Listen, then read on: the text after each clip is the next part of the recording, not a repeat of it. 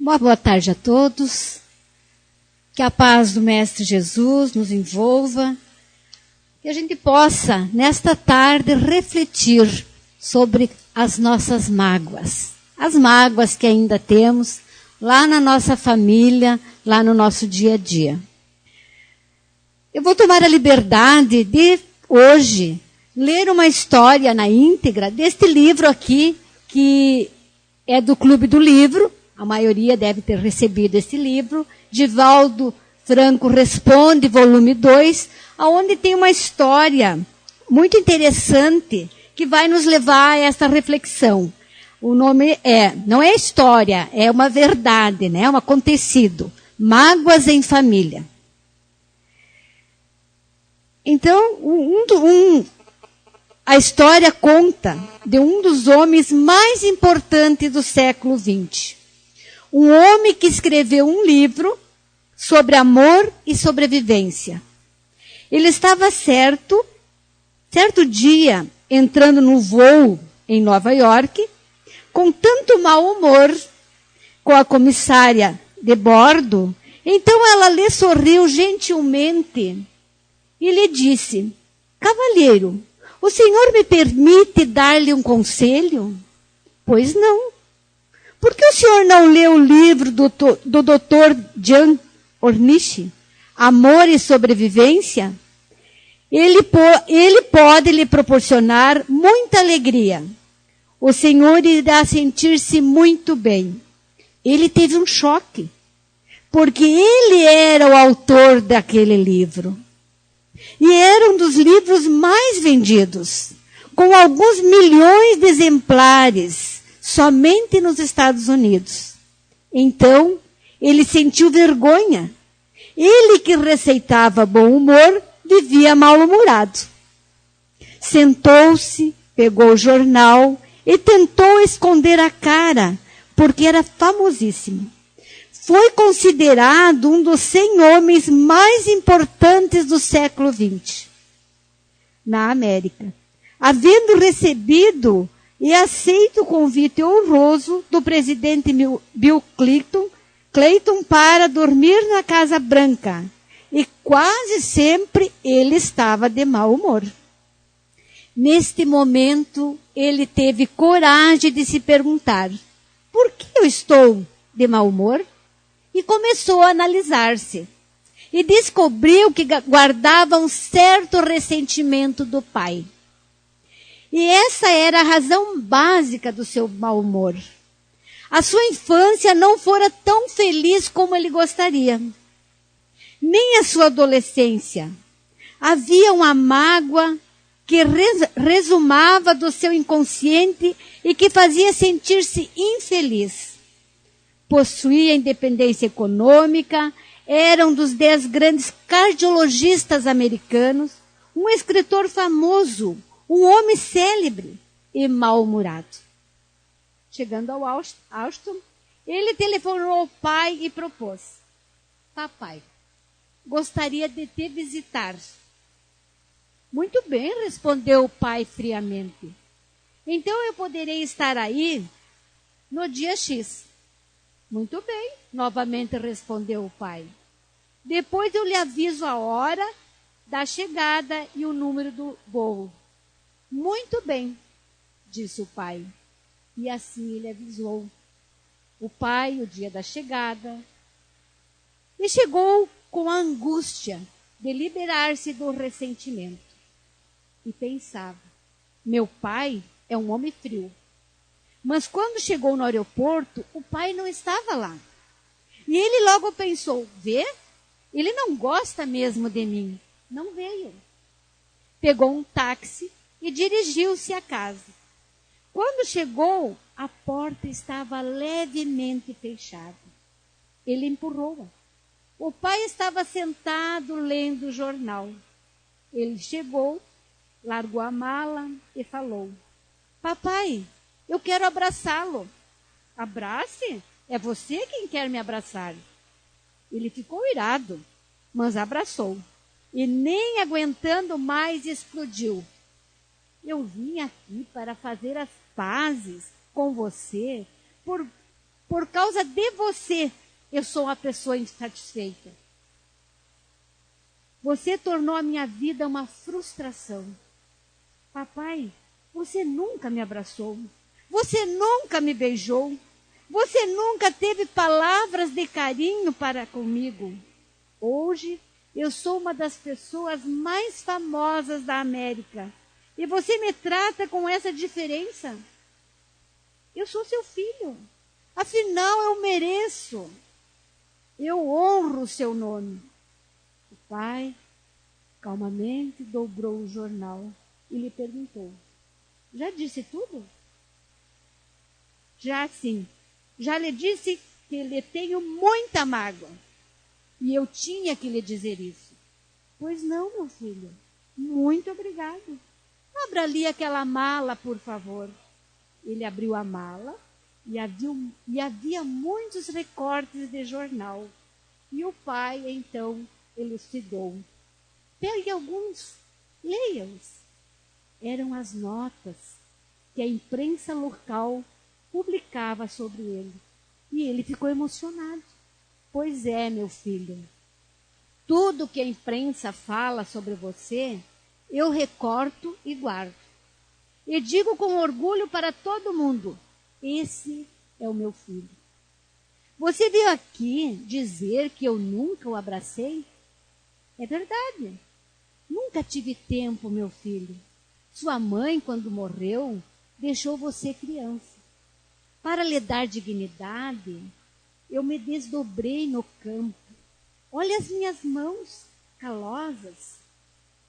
As suas são de cirurgião, mas as minhas são da enxada e do trator.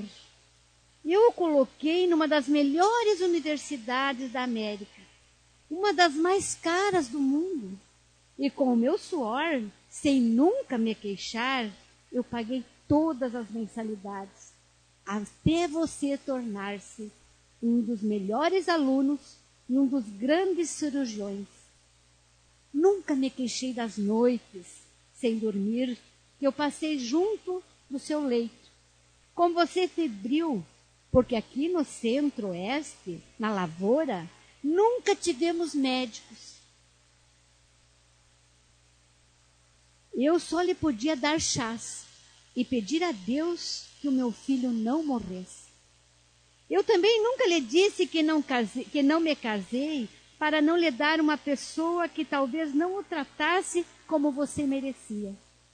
Renunciei ao prazer de uma companhia, de uma mulher ao meu lado, para me amar por amor a você. Você percorreu o mundo e seu pai continuou trabalhando na lavoura. Você recebeu o convite para ir à Casa Branca, mas eu não. Você tem ressentimento de mim porque eu nunca o beijei? É verdade. Sou um homem bruto da terra, mas criei você com amor, com todo devotamento e renúncia. E nunca lhe pedi nada. Continuo trabalhando no solo que educou você. E você nunca se lembrou do seu pai? E ainda se atreve a vir à minha casa dizer que tem mágoa de mim, porque não o abracei, não lhe enchi de mimos? Não tive tempo, meu filho. Estava trabalhando para a sua universidade. Então, meu filho, você tem toda a razão. Agora que você já disse tudo o que desejava, até logo. Pode ir embora. Ele então caiu em si. O egoísmo, aquele sofrimento da amargura era sua presunção. Como ele era importante, achava que o pai deveria ser o seu capacho. Talvez. Não se lembrando que foi o pai, um homem honrado, quem o colocou no mundo e na posição onde estava. Então o pai concluiu: eu sei que você dignifica o nome da família, porque eu primeiro o dignifiquei. Não há uma falha no meu coração, no meu caráter.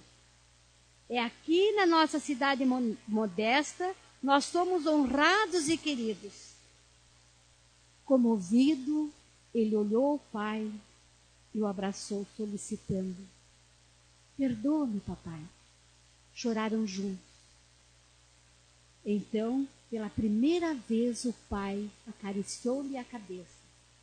E a partir desse dia, este doutor tão importante teve coragem de narrar a sua história, libertando-se do sofrimento, porque superou o egoísmo e a presunção.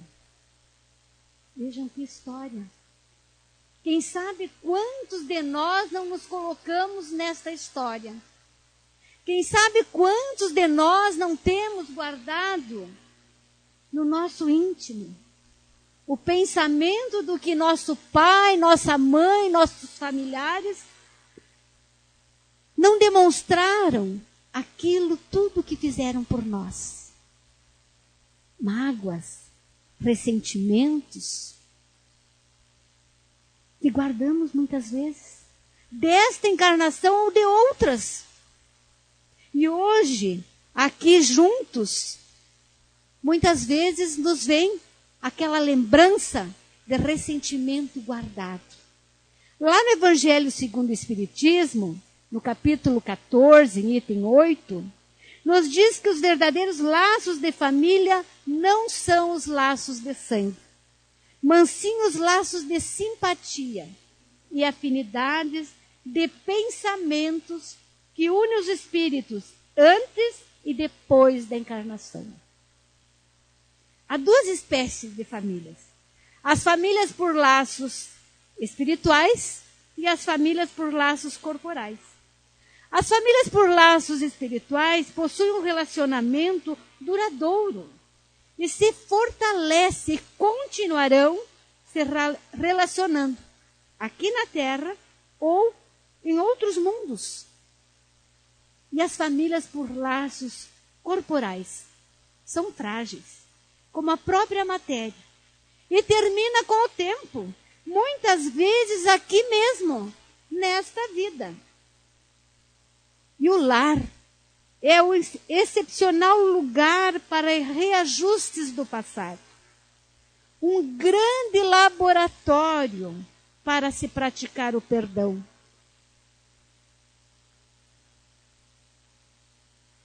E aonde as mágoas desta e de outras vidas devem ser trabalhadas? É no lar.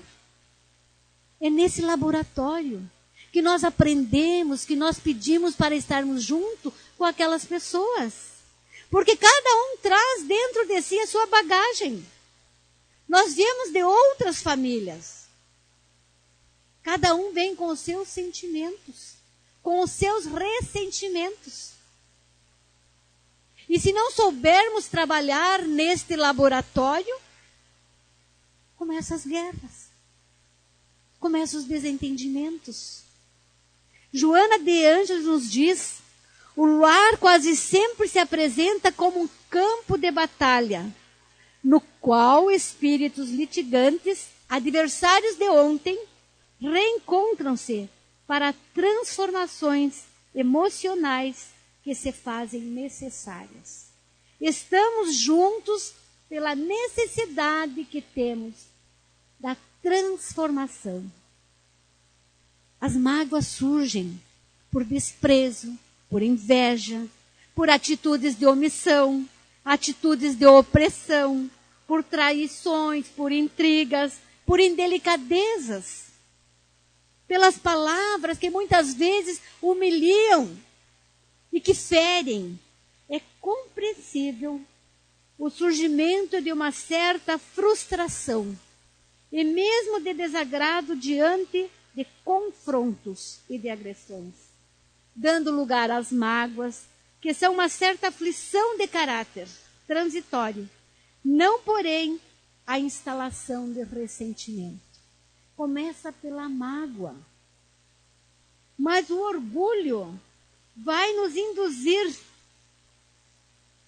a julgar-nos mais do que os outros e não suportarmos as comparações que nos possam rebaixar e nos considerarmos acima dos nossos irmãos. Nós, muitas vezes, lá na família, o que acontece? os pais acabam elogiando aqueles filhos que são nota 10, que têm mais delicadezas, muitas vezes sem ajudar aqueles que realmente precisam da ajuda. E aí começam o quê? As mágoas. A mágoa com o pai, a mágoa com o irmão. Porque o irmão, muitas vezes, já vem de uma outra caminhada. Vamos lembrar o que Jesus disse. Quem é que precisa de médico? Os doentes. Então é aquele nosso filho mais necessitado. Aqueles pais que muitas vezes, quando chega a visita, contam, elogiam aquele filho que já é nota 10. E aquele outro ovelha negra da família fica de lado. E aí começa a desunião da família. Aí começa o irmão não querer nem ver, muitas vezes. Por que os irmãos brigam, se desentendem? Muitas vezes é lá naquele laboratório onde foram colocados juntos para evoluir, para crescer. E sem perceber, os próprios pais fazem essa diferença. E vamos nos irritando, vamos nos aborrecendo. Mas somos nós mesmos que nos iludimos, por querer que as criaturas deem o que não podem e que ajam como imaginamos que devem agir. Por que surgem as mágoas? Mas eu esperava do fulano tal resposta. Mas o fulano não me disse que ele ia fazer isso. Fui eu que depositei toda essa confiança nele. Fui eu que pensei que o fulano tinha que fazer isso. Olha aquela mágoa que quase todos nós sentimos. Eu fiz tudo pelo fulano. E agora é assim que ele me agradece? Mas então eu fiz sem o interesse de receber em troca? Se eu quero que ele me agradeça, eu fiz esperando alguma coisa em troca. Muitas vezes nós achamos que podemos controlar a vida de parentes e de amigos. Nós escolhemos as pessoas, muitas vezes, pelo que elas representam. O outro não é obrigado a fazer aquilo que eu desejo. Porque o que eu penso, muitas vezes, não é o que ele pensa. Chico Xavier nos dá um alerta. Olha o que ele nos diz. Que lição. Graças a Deus. Não me lembro de ter revidado a menor ofensa que sofri. Certamente objetivando todas elas para o meu aprendizado. E não me recordo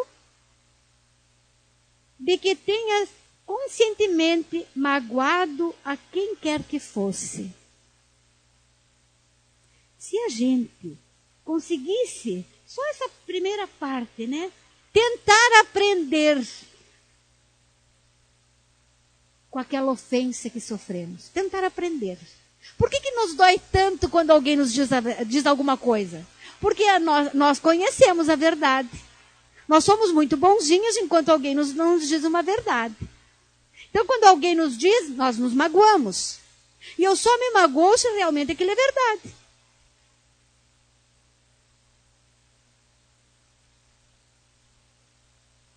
Existem muitas criaturas um sentimento perverso de autodestruição, que as leva a guardar mágoas e desencanto, como se isso fosse importante para o seu desenvolvimento existencial.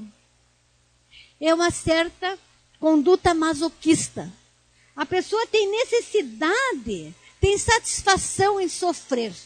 Quer que os outros tenham pena. Tem gente que é assim. Quer demonstrar a sua dor, a sua insatisfação com a vida. Sempre tem uma queixa a fazer. Não se sente no direito de ser feliz. E não admite que os outros sintam ser felizes. Vejam só. Não se sente no direito, está sempre achando que não está bem. É aquele que muitas vezes vem carregando as suas mágoas e não aproveita, assim como disse Chico Xavier, as oportunidades para crescer, para aprender. Joana de Ângeles nos diz que ressentimento é a mágoa que se guarda de uma ofensa. Ressentimento é a mágoa que se guarda de uma ofensa. Amarga e arraigada, lembranças de uma injúria particular, da qual se deseja tirar satisfações, entre os tormentos psicológicos alienadores. A presença do ressentimento tem lugar de destaque. Ele se instala no solo fértil das emoções em descontrole, aí engendrando males que terminam por consumir aquele que lhe dá guarida. É a mesma coisa que a gente tomar veneno e querer que o outro morra, né? O ressentimento, a mágoa, vai terminando com aquele que sente. Porque é o alimento da alma. Eu estou me alimentando de mágoa, de sofrimento. O meu mundo se torna preto e branco. Eu não vejo nada além daquela minha dor, daquela minha insatisfação. Me torno uma pessoa amarga. Uma pessoa que acha que não tem merecimento de nada na vida. As nossas mágoas resultam diretamente das nossas expectativas, que não se realizam sobre nós mesmos e sobre as outras pessoas. É aquela pessoa que nada dá certo. Que acha que o relacionamento não vai dar certo, a amizade não vai dar certa. Assim como ela não se confia, não confia em si mesmo, não confia nas outras pessoas. Deixando-nos magoar pelos outros, nós acabamos nos magoando a nós mesmos. Culpamos as pessoas pelos nossos sofrimentos, verbalizando as mais diversas condenações. E em seguida esforçamo-nos exaustivamente para não ver que a origem das nossas dores morais é fruto da nossa negligência, do nosso comodismo. É dolorido a gente ter esse entendimento, né? Eu preciso me modificar, eu preciso me conhecer e entrar dentro de mim e ver por que esta mágoa. Por que esse ressentimento dentro de mim? Será que eu também não estou na mesma sintonia, na mesma vibração daquele que está me magoando?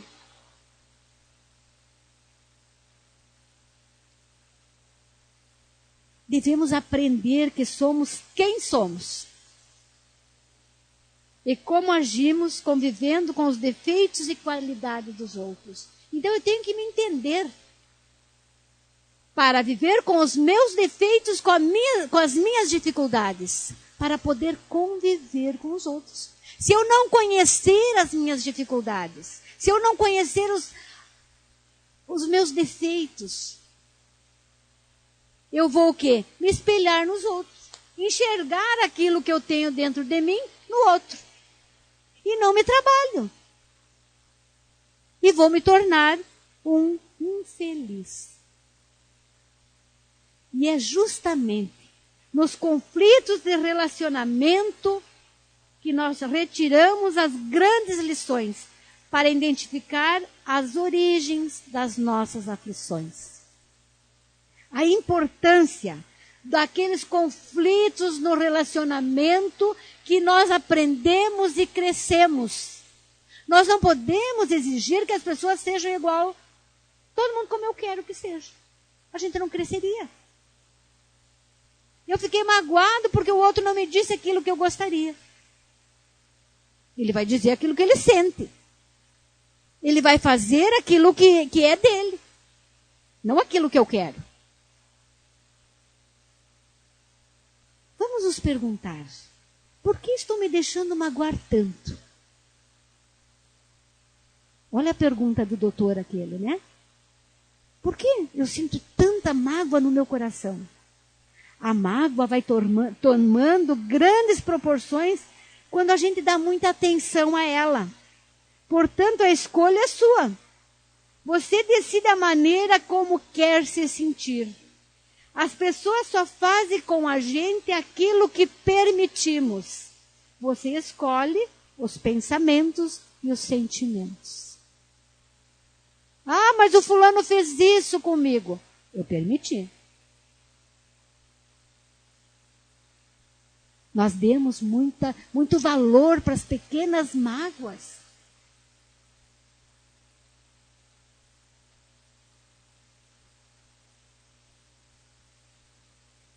Nós queremos muita atenção para as coisas pequenas. E esquecemos muitas vezes de buscar Jesus no coração. Nós demos muita atenção momentânea para aquela alegria passageira, ou a tristeza, o ódio, o sucesso, o fracasso. Fiquei magoado porque tive um fracasso na vida. E fico dando atenção e tornando aquilo cada vez maior. Vamos olhar para o outro lado. Vamos abrir a outra janela. Mas não, nós queremos fixar nosso pensamento naquela janela da dor. Para que as pessoas percebam e sintam a coitada, ou coitado. Nós não viemos aqui neste mundo para sermos coitados. Nós viemos aqui para evoluir, para crescer. E Deus, na sua infinita bondade, permitiu-nos a convivência familiar, a convivência no trabalho, no nosso dia a dia, para crescermos. Perceba se algo em sua vida se transformou em mágoa. Lembre da situação. Observe seu sentimento. Observe se quando você lembra daquela mágoa, você não sente um mal-estar físico, um emocional, um aperto no peito, uma raiva. E quantas vezes as pessoas ficam remoendo e contando a mesma situação, alimentando seu corpo físico e seu espírito da dor.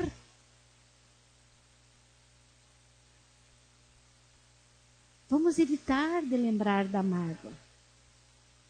Permita-se perdoar, percebendo que também errou. Foi rude com alguém. Normalmente agimos por medo, agredindo por medo de ser prejudicado, rejeitado ou desprezado. Muitas vezes, para que o outro nos respeite, uma palavra forte pode ser que ele se cale. Aí entra a mágoa. Mas por que eu fiz isso? Porque eu não sei fazer diferente. Porque eu tenho que aprender. Vejam aquele pai. Tudo que ele fez por amor. E o filho não percebeu. E nós lembramos do nosso pai, da nossa mãe, que hoje, na sua idade avançada, necessita que a gente tenha mais paciência. Ah, mas a mãe me criou assim, era diferente. Já pensamos quantas noites sem dormir? Não é como hoje. Nós, nas condições que temos máquinas. Mamãe não tinha máquina. Mamãe não tinha forno. Mamãe passava com ferro a brasa. Também não tinha médicos a toda hora, como hoje nós podemos fazer. E quantos? Ah, porque fui criado assim. E nós estamos fazendo melhor? As mágoas que muitas vezes trazemos lá da nossa infância faz com que hoje os netos não gostem da vovó. Não respeitem a avó ou o vô, porque o vô e a avó maltrataram este pai hoje, que conta com desrespeito que fazia sua mãe, o seu pai. Era aquilo que eles podiam nos dar. Ela era aquela maneira. Mas sabemos que do seu jeito nos amaram muito. Então vamos lembrar que aquelas pessoas que nos magoaram fizeram apenas o que sabiam fazer, em função das condições de suas vidas. Portanto, se você não perdoar, permitirá que essas mágoas antigas continuem a dominá-los. Nós sabemos que há pessoas numa constante conduta doentia. Somente anotam em suas vidas os desatinos, as angústias, as frustrações, transformando suas vidas em contínuo sofrimento. Lamentam-se de nunca haver vivenciado a felicidade. Vamos pensar num caso, numa pessoa ressentida. Podemos lembrar de alguns momentos nossos, ou de alguém que conhecemos, que acha que não é feliz, mas que passou, se criou, chegou à sua adolescência, chegou à sua mocidade, casou, teve filhos, e sempre reclamando da vida. Se a gente disser, mas você foi amada, a pessoa responde, mas eu também amei. Se você disser, mas você teve os filhos, presentes de Deus, teve a oportunidade. Mas vocês não sabem o que é ter filhos. Vocês não passaram o que eu passei. Mágoa, ressentimento. E que muitas vezes não é feito nada para sair disso. E essas decepções muitas vezes vão chegando a essa grande mágoa, que vira doença crônica, com possível surgimento de úlcera, mal-estar, infecções diversas, doenças cardíacas. Muitas pessoas vão ao médico, fazem muitos exames, não tem nada. Ainda, porque a mágoa vai se instalando sim no nosso corpo físico. Mágoa não elaborada se volta contra o interior da criatura, alojando e adoecendo os órgãos. A mágoa se transforma com o tempo em rancor. E vai perdendo o interesse pela vida, desajustando-se.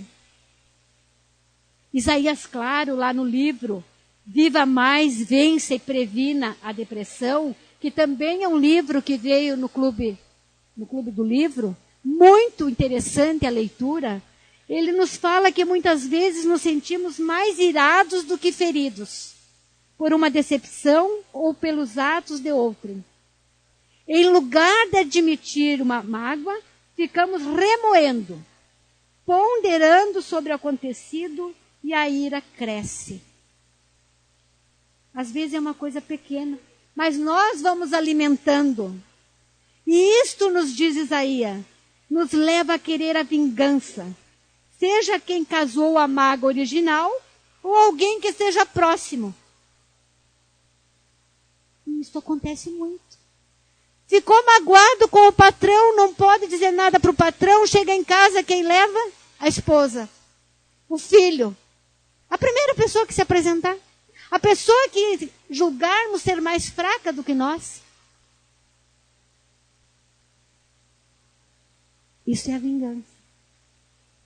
Consciente ou inconscientemente se condenam pelas atitudes tomadas e ficam deprimidas. A pessoa faz, a pessoa reage assim, porque ela já está no estado de doença. E depois vai se deprimindo. Por que eu fiz? E vai se sentindo afastada, sozinha. E muitas vezes entra em depressão. Muitas vezes não aguentando a dor que a mágoa está fazendo dentro de si, procura o suicídio. Vamos nos livrar da mágoa. Muitas vezes a depressão pode ser uma forma de autopunição emocional. Autopunição. Nós mesmos vamos nos punir pelas nossas atitudes. A pessoa vai sentindo que não presta, tendo sentimento de culpa, tendo sentimento de infelicidade. E este ressentimento é responsável por muitas tragédias nas famílias. Mas é possível curar a mágoa. Isaías, lá no seu livro, nos diz. Mas como consegui-la? Ore. Ore. A oração por nós e pelo outro.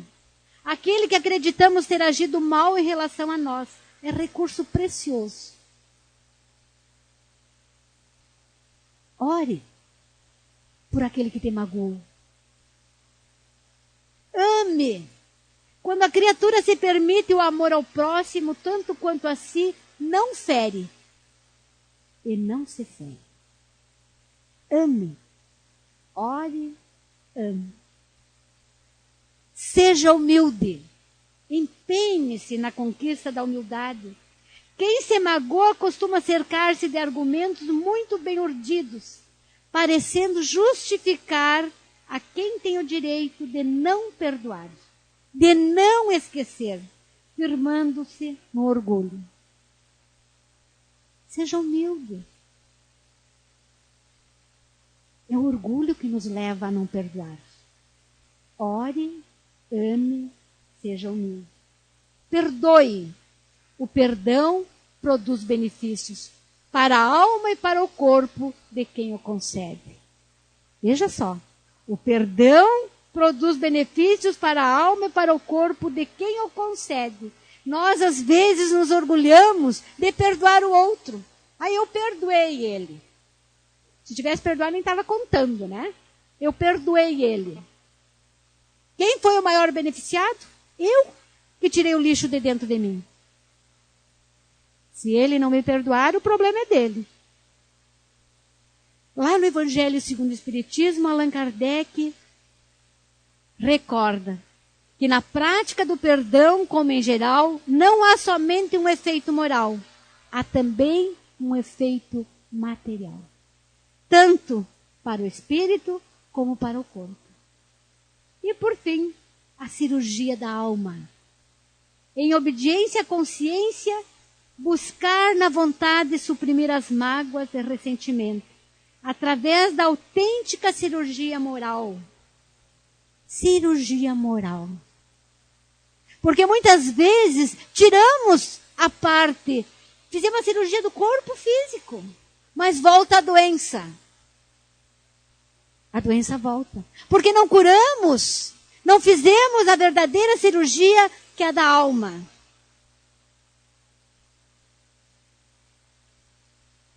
Depura-te. Ressentimento nunca. Jesus prescreve-me. O perdão é a misericórdia em favor nosso e demais criaturas. Vive, pois, sem mágoas. Que Jesus continue nos envolvendo. Muito obrigada.